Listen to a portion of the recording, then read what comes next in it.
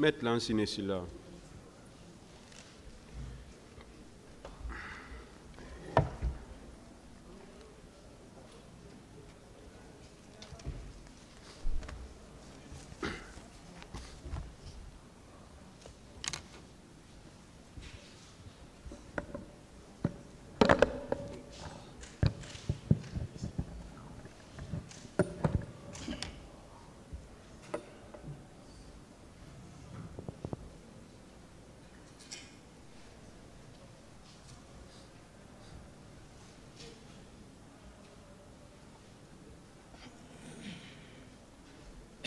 Merci, Monsieur le Président, Messieurs les assesseurs.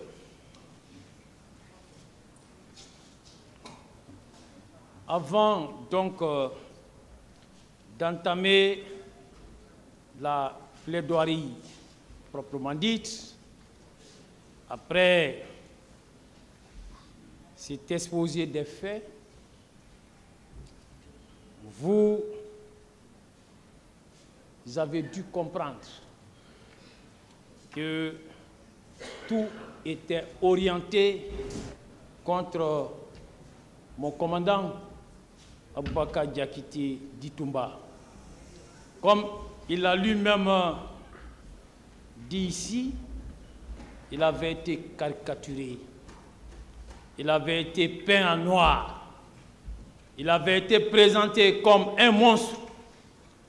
Il avait été présenté comme le coupable tout fait du massacre du 28 septembre. Mais c'est vrai que cette entreprise a connu un succès éclatant avant l'ouverture de ces procès. Et nous-mêmes, qui sommes ses conseils, nous avons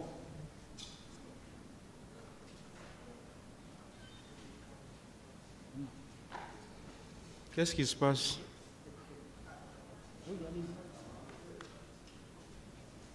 Et nous-mêmes qui assurons sa défense, et nous en avons souffert. Nous en avons souffert, Monsieur le Président, de cette diabolisation de mon commandant. Il arrivait, Monsieur le Président, que certaines connaissances, que certaines personnes qui nous voyaient nous occuper de son dossier, et notamment des procédures des demandes de mise en liberté, ne se gênaient pas en nous disant « Eh maître, c'est Toumba que vous défendez ?»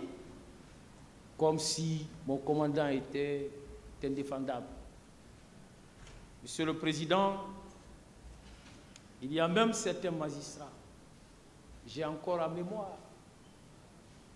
un propos qu'une magistrate a tenu, et lorsque nous plaidions l'une de ces procédures de mise en liberté, et une représentante du ministère public, peut-être elle va se reconnaître à travers ce que j'ai dit, je ne la nommerai pas, elle allait jusqu'à nous dire « Maître, vous ne savez pas que Toumba n'est pas libérable. » Vous voyez jusqu'où le mépris a été poussé. Cette magistrate a conçu un concept qui n'existe pas en droit, juste parce qu'on avait fait de mon commandant un monstre fabriqué par les services spéciaux, fabriqué par les deux commissions d'enquête, fabriqué par les magistrats instructeurs qui étaient sous l'influence de M. Moussa Keboro, de M. Claude Pivy, qui était aux affaires en ce moment, qui était à la présidence, M. le Président, et qui instrumentalisait la procédure contre lui. Monsieur le Président, il y a même un autre magistrat qui est maintenant à la retraite, qui, à la Cour suprême, alors, a traité notre dossier des patates chaudes. Il dit, maître, votre dossier-là est une patate chaude. Comme quoi, il fallait rapidement s'en débarrasser. Et en rejetant, et à tort, la demande de mise en liberté, parce que, Monsieur le Président, je vous dis, Maître Poliomba l'a dit ce matin, nous avons introduit sa demande de mise en liberté après l'expiration de tous les délais en la matière. Le juge du référé pénal qui a eu son dossier a constaté que son mandat n'a pas été renouvelé dans les délais. La conséquence de cela, vous le savez, je ne vous apprends rien, c'est la mise en liberté immédiate. À défaut, le magistrat instructeur s'expose à une sanction disciplinaire. Mais, en dépit de toute illégalité, en tâchant sa détention, il va rester en liberté. C'est donc un Toumba faisant l'objet d'un acharnement judiciaire sans précédent qui a comparu ici à la première audience. C'est ce Toumba diabolisé, Monsieur le Président, ce Toumba caricaturé, ce Toumba peint en noir qui a comparu ici. Monsieur le Président, Messieurs les assesseurs, à date, mon commandant et ses conseils et tous ses admirateurs se réjouissent de l'instruction définitive dans ce temple de Thémis qui a été des meilleurs, qui a permis totalement, complètement, radicalement d'inverser l'étiquette qui lui était collée à la peau. Le masque qu'on lui avait fait porter à tort, il a déposé ses masques et ceux qui lui ont fait porter ses masques, désormais, doivent le porter, Monsieur le Président.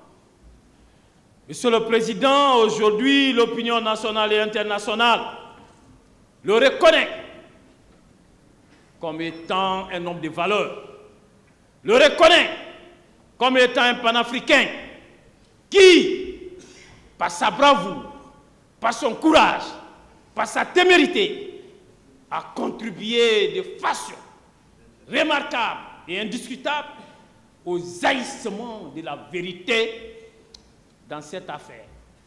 Au point que nous sommes en mesure même de se poser la question de savoir, et légitimement,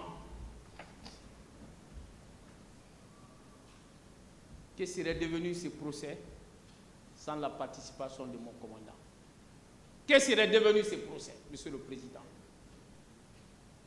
Ce procès qui, à son début, n'intéressait personne.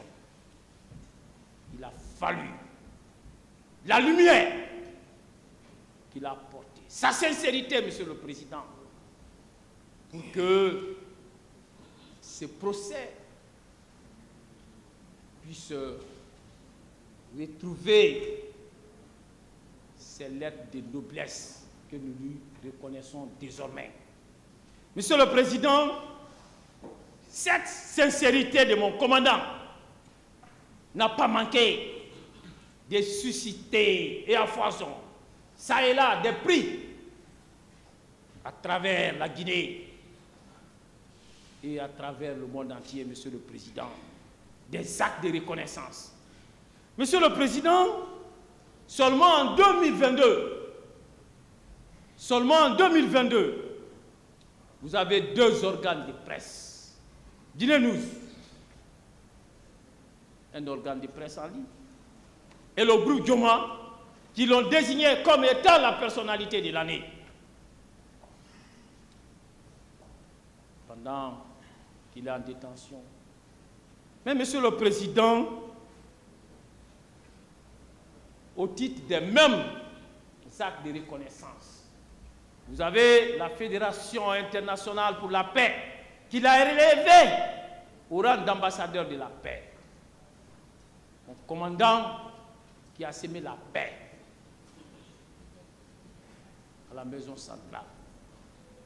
Mon commandant qui a permis à ce procès d'être un véritable procès, de connaître le succès qu'on lui reconnaît aujourd'hui.